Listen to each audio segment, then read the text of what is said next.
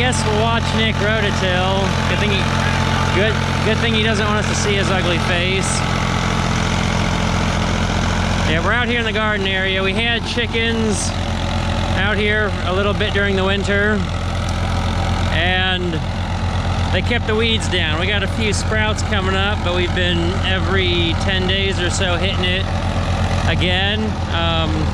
It's actually been chisel plowed twice. The first time this way, and this last time we see the furrows from it, because Dad drove out here a little bit across the garden to get out to plant that sweet corn. And I decided to chisel it again to make it as loose as possible.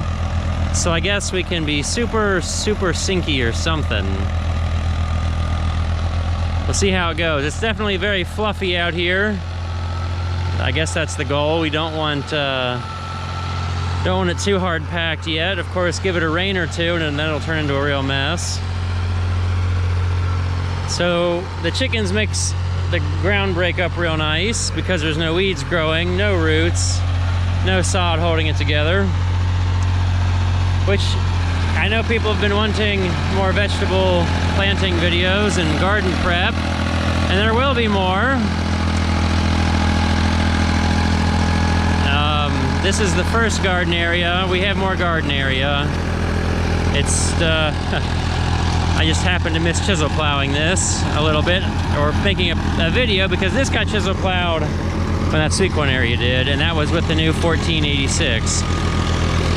So it's a King Cutter rototiller, Rural King special back in the day. Now the good thing is we've got these really deep spots for the tiller to get in deep, and those furrows from the chisel plow are really making it cut in good. If I take a step out here, I mean, I don't know, it seems like a good bit of sinking in.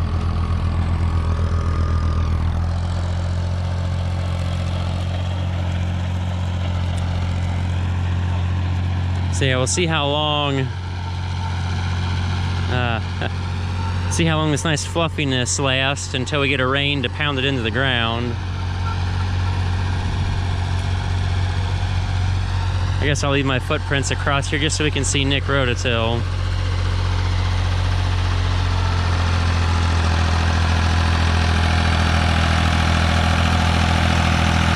Just a nice slow first gear.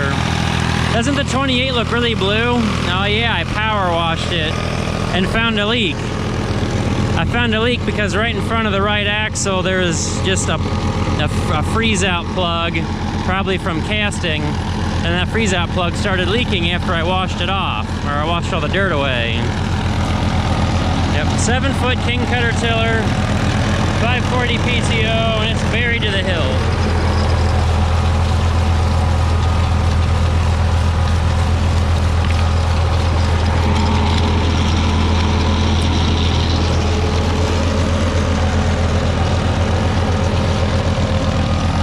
It's not quite a European design.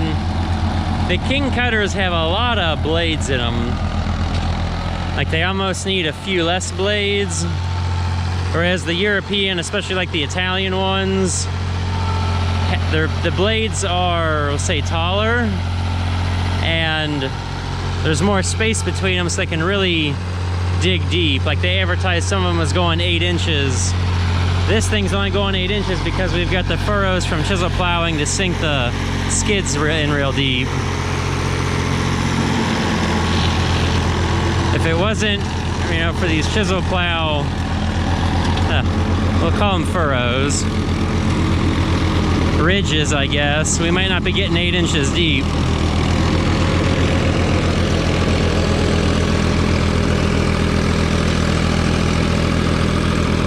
Yeah, I'm only shooting this video because Dad's hogging the corn planter.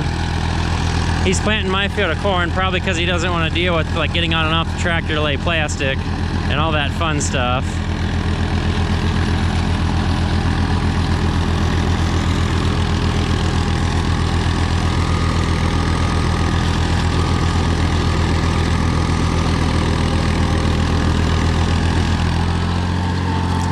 I'll say Nick's doing pretty good at not tearing up the grass over here. Sometimes I try to hog the rototiller so Dad doesn't have a chance. to drive because, well, sometimes half the yard ends up getting rototilled also. I mean, we can't keep it cut as it is, but let's not chop it up and make it all dirt. I guess it keeps us from having to mow so much if there's no grass there.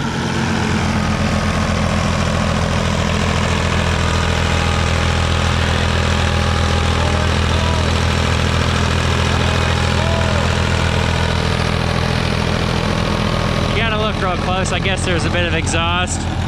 Best way to take out a PTO is either with a rototiller or a bush hog. And I don't think we're too mismatched.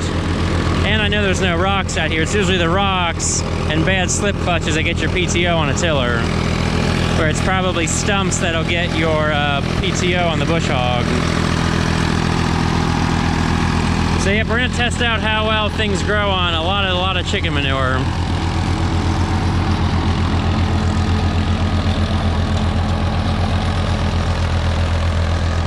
Yeah, we're debating on whether we rototill this again. It's breaking up real fine. There's still a few bigger chunks. Oh, well, that's not super small. I don't know. You may have to do it again. It looks good on top. But we got to have it real small all the way through for the bed shaper on the layer, which I'm hoping that it's not too wet. That'll slide through the bed shaper. It works best when it's dry. We're not going to have that. We have to get this done before it rains tomorrow. So we're doing it tonight. Probably going to go into dark laying plastic, for which I may or may not, most likely will not get video because it's, you know, getting late. We had to wait for yesterday's half-inch of rain to dry off. And I guess we were lucky we were almost sort of not too wet-ish. We're wetter here at home than we were where we're planting corn right now. That dried out faster and I was almost making dust with the soil finisher. We're not making any dust here. We're lucky we have just a little bit of drying on top. Whew. Well, I think I've yammered on long enough. We've seen the rototilling thoroughly. And we'll catch you guys later with more fun farming action. I guess I'll throw that tidbit in also. We can kind of see the plastic wrapping in the rototiller. See, it's supposed to be either bio or photodegradable plastic.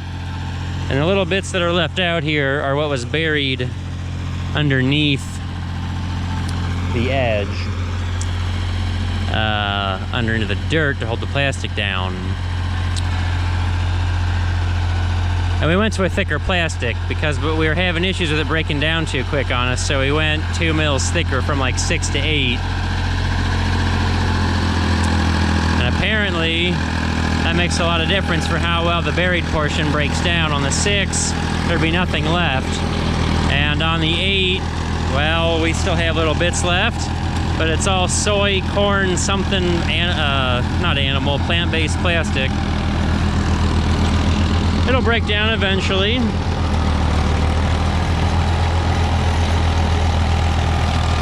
So now we'll call this the end.